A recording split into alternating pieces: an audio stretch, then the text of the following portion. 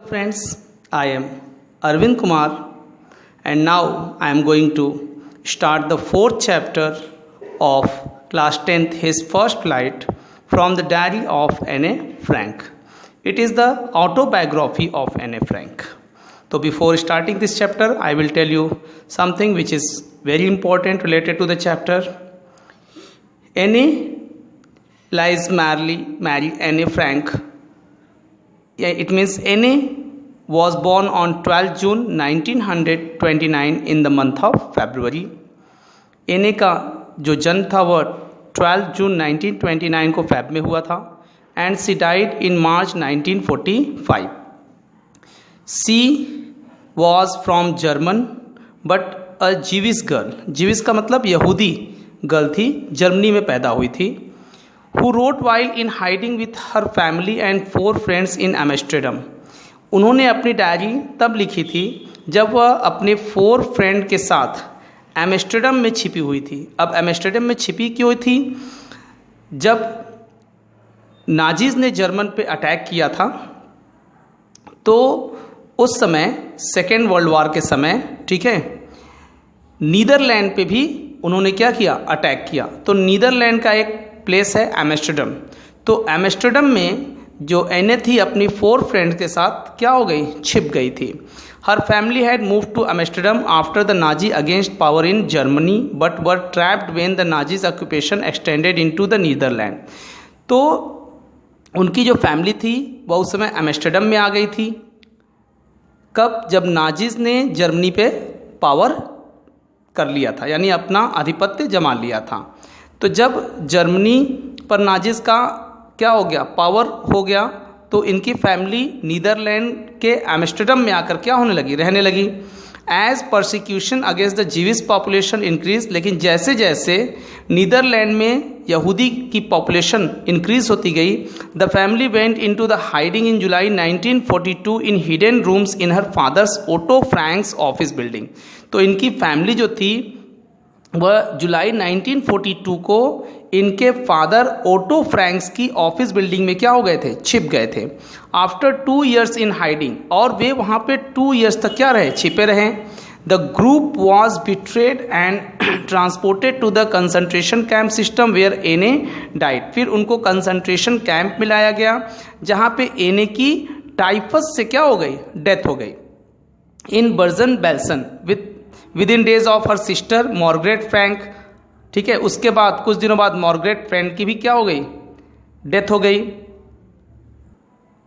So after 2 years in hiding the group was betrayed, ठीक है, and then एने died with typhus.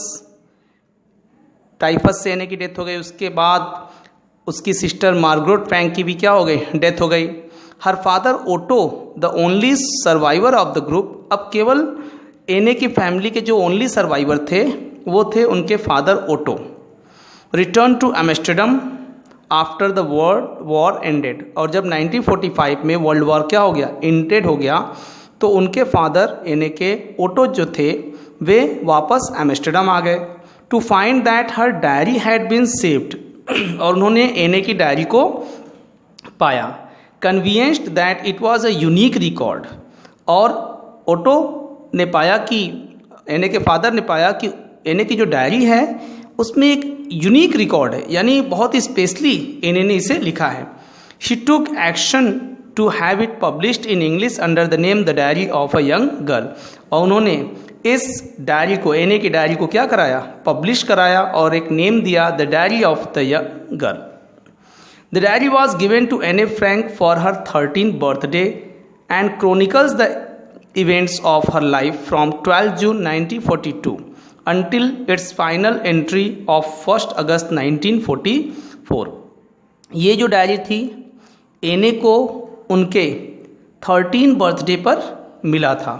और ये जो डायरी थी इसमें एने ने 1 अगस्त 1944 से लिखना शुरू किया था. It was eventually translated from its original Dutch into many language. यह पहले डच लैंग्वेज में लिखी गई थी, लेकिन इसको बाद में कई लैंग्वेज में क्या किया गया? ट्रांसलेट किया गया. And this become one of the world's most widely read books, और यह संसार के सबसे ज़्यादा पढ़ी जाने वाली बुक्स बन गई। There have also been several films, televisions, theatrical productions and even an opera based on the diary. इस डायरी पे कई फिल्म्स बने, टेलीविजन्स, थिएटर प्रोडक्शन बने, ओपेरा बने, ठीक है। Described as the work of a mature and insightful mind, और इसमें एक छोटी सी बच्ची के बहुत ही इंसिग्निफिकेंट माइंड को क्या किया गया, दर्शाया गया। The diary provides N intimate examinations of daily life under Nazis occupation.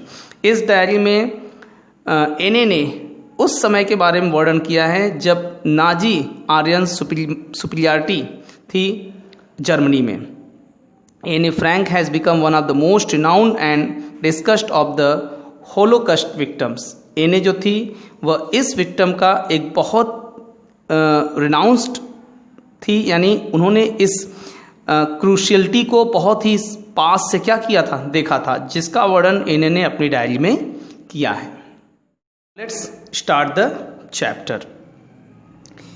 एने कह रही हैं, writing in a diary is a really strange experience for someone like me, यानी उनके जैसी लड़की के लिए डायरी लिखना एक बहुत ही स्ट्रेंज एक्सपीरियंस है, बहुत ही अनोखा अनुभव है, क्योंकि उन्होंने कभी डायरी लिखी ही नहीं। Not only because I have never written anything before, क्यों, क्योंकि उन्होंने इससे पहले कभी डायरी लिखी नहीं, न कभी डायरी की नीड पड़ी, but also because it seems to me that later on neither I nor anyone else will be interested in the musing of a 13-year-old schoolgirl.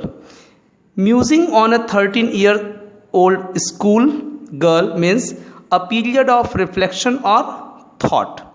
तो यहाँ पे म्यूजिंग का मतलब अ पीरियड ऑफ रिफ्लेक्शन और thought. उनके मस्तिष्क में यही विचार आ रहा है कि जब उन्होंने डायरी लिखने की सोची तो वो कह रही हैं कि 13 इयर्स ओल्ड स्कूल गर्ल के लिए यह एक बहुत बड़ी बात थी कि हो सकता है कि उनके डायरी लिखने में कोई इंटरेस्ट फील न करे और कोई उनकी डायरी को उतने इंटरेस्ट से पढ़े न, इसलिए वो कह रही हैं कि it seems to me that later on neither I nor any one else will be interested, न तो वो न तो कोई और इंटरेस्ट लेगा, किसमें, उनकी डायरी में, क्योंकि अभी वो 13 इयर्स की एक स्कूल गर्ल है, तो उनकी डायरी में कोई उतना इंटरेस्ट लेगा भी नहीं।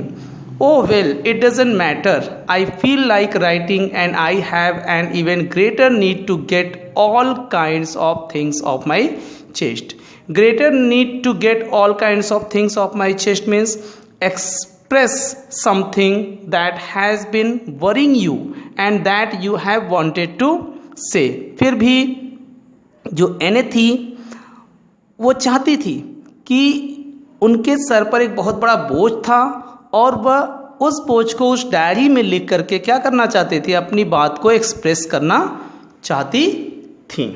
इसलिए कह रही आई फील लाइक राइटिंग, मुझे लिखना पड़ा, and I have an even greater need to get all kinds of things of my chest. All kinds of things my chest का मतलब जो भी बर्डन था, जो वो सोच रही थी, वो उस डायरी में लिखकर एक्सप्रेस करना चाहती थी। Paper has more patience than people, उनका कहना है कि पेपर में लिखना ज़्यादा पेशेंस है रेदर देन द पीपल, क्योंकि जो बातें हम लोगों को बताते हैं लोग उसकी बात पे विश्वास करें न करें, ठीक है, लेकिन पेपर जो है आपकी हर बात को पेशेंसली क्या करता है, रखता है। I thought of this saying on one of those days when I was feeling a little depressed and was sitting at home with my chin in my hands. एक दिन जब एने थोड़ी सी डिप्रेस्ड थी, सैड थी, and sitting at home with her chin in her hands, और अपने चिन को, चिन मीन्स ठोड़ी होती है, ठीक है, यानी वह अपने ठोड़ी को अपने हाथों में लिए हुए बैठी हुई थी, डिप्रेस थी, बोर्ड, बहुत बोरिंग फील कर रही थी, लिस्टलेस, बहुत ही बेचैन फील कर रही थी, wondering where to stay in or go out, और उस दिन सोच रही थी कि आखिर वो कहाँ जाए, कहाँ पे रुके, ठीक है, यानी आखिर उनका जो मन था वो बहुत ही बेचैन था। तो she finally stayed where she was brooding, brooding is the word, engaged in deep thought about something that makes one sad or angry। ठीक है, तो उन्होंने बहुत सोचा, she thought something deep when she was sad and angry, तो उसे brooding कहते हैं। तो I finally stayed where I was brooding, yes, तब उन्होंने डिसाइड किया कि हाँ, paper does have more patience and since I am not planning to let anyone else read this stiff backed notebook grandly, तो उन्होंने सोचा कि क्यों ना डायरी लिखी जाए। क्यों? क्योंकि अगर डायरी लिखेंगी तो अपनी बातों को अच्छे से क्या कर सकती हैं, एक्सप्लेन कर सकती हैं वो चीज़ें जो उनको एक बोझ की तरह लग रही थी। So grandly refer to as diary, grandly means in a proud manner. So she was decided, yes, she decided to write a diary unless I should ever find a real friend, क्योंकि उन्होंने diary के रूप में एक real friend पाया। It probably won't make a big difference, इससे कोई मतलब नहीं है, लेकिन डायरी एक ऐसी चीज़ है जो उनकी बातों को क्या कर सकता था, पेशेंसली बियर कर सकता था। Now I am back to the point that prompted me to keep a diary in the first place, I don't have a friend. अब इन्हें कह रही हैं कि I am back to the point, अब अपने पॉइंट पे आती हूँ कि मैंने डायरी क्यों लिखना शुरू किया। आई डोंट हैव अ फ्रेंड, इन्हें का कहना है कि उनका कोई फ्रेंड नहीं था। Let me put it more clearly, since no one will believe that a 13-year-old girl is completely alone in the world, लेकिन कोई, उनका कहना है कि कोई बिलीव भी नहीं करेगा कि एक 13 years की ओल्ड गर्ल इन्हें जैसी, जिसका कोई भी फ्रेंड नहीं होगा। लेकिन ऐसा नहीं था, इन्हें कह रही हैं कि and I am not, I have loving parents, ऐसा नहीं है कि मेरे पास लोग नहीं थे, उनके पास कौन थे, लविंग पेरेंट्स थे। 16 years ओल्ड उनकी सिस्टर थी। There are about 30 people she can call friends, और फैमिली में और इर्द गिर्द उनके लगभग 30 पीपल्स थे जिनको वो फ्रेंड कह सकती थी। She have a family loving aunts and a good home, उनकी फैमिली थी जिसमें आंट्स, उनकी आंटी थी और अच्छे अच्छे लोग भी थे घर में। No, on the surface I seem to have everything, उनके पास सब कुछ था except her one true friend, केवल कमी थी तो एक सच्चे फ्रेंड की, जिसमें वो, जिसके साथ अपने प्रॉब्लम्स को वो शेयर कर सकती थी, अपने दुख को शेयर कर सकती थी, अपनी खुशियों को शेयर कर सकती थी। तो ऐसा फ्रेंड उनके पास नहीं था जो उनको एक डायरी के रूप में मिला। All I think about when I am with friends is having a good time, उनके पास ऐसा कोई फ्रेंड नहीं था जिनके साथ वो अपना गुड टाइम क्या कर सकती थी, पास कर सकती थी। She cannot bring herself to talk about anything but ordinary everyday things, ऐसा फ्रेंड जिसके साथ वह बैठ कर के अपने हर चीज़ को, ऑर्डिनरी चीज़ों को क्या कर सके, शेयर कर सके। तो ऐसी चीज़ों को शेयर करने के लिए उनके पास कोई अपना एक प्रॉपर फ्रेंड नहीं था। फैमिली में तो हालांकि कई लोग थे, लेकिन उनका एक कोई पर्टिकुलर फ्रेंड नहीं था जिनके साथ वो सुख दुख अपना शेयर कर सकते थे। We don't seem to be able to get any closer and that's the problem, हम लोग चाहते थे बहुत क्लोजर आना और दैट वाज द प्रॉब्लम, क्योंकि मैं अपनी हर चीज़ें शेयर करना चाहती थी लेकिन किसी और पर्टिकुलर पर्सन से मैं उसे शेयर नहीं कर सकती थी। Maybe it is my fault that we don't confide in each other, confide means to tell personal thing privately to a person that one trust. तो वो कह रही है कि वो अपनी पर्सनल चीज़ों को किसी और के साथ शेयर नहीं करना चाहती थी, वो किसी पर्सनल पीपल से ही शेयर करना चाहती थी।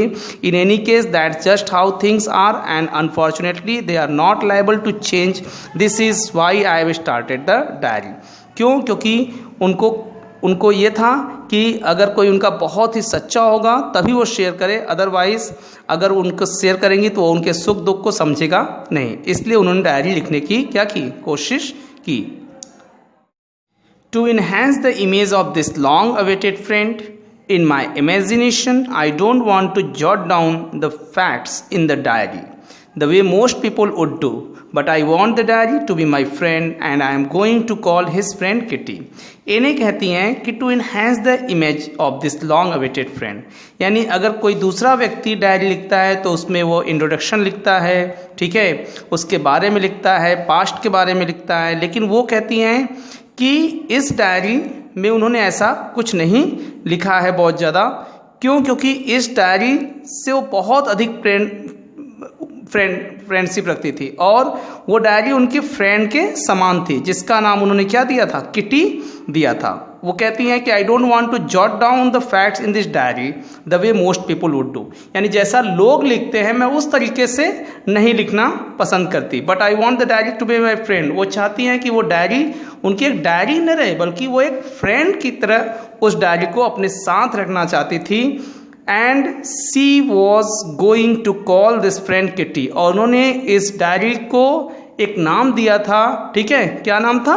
किटी नाम दिया था इस डायरी को, जिसमें अपनी सारी प्रॉब्लम्स क्या कर सकती थी? शेयर कर सकती थी।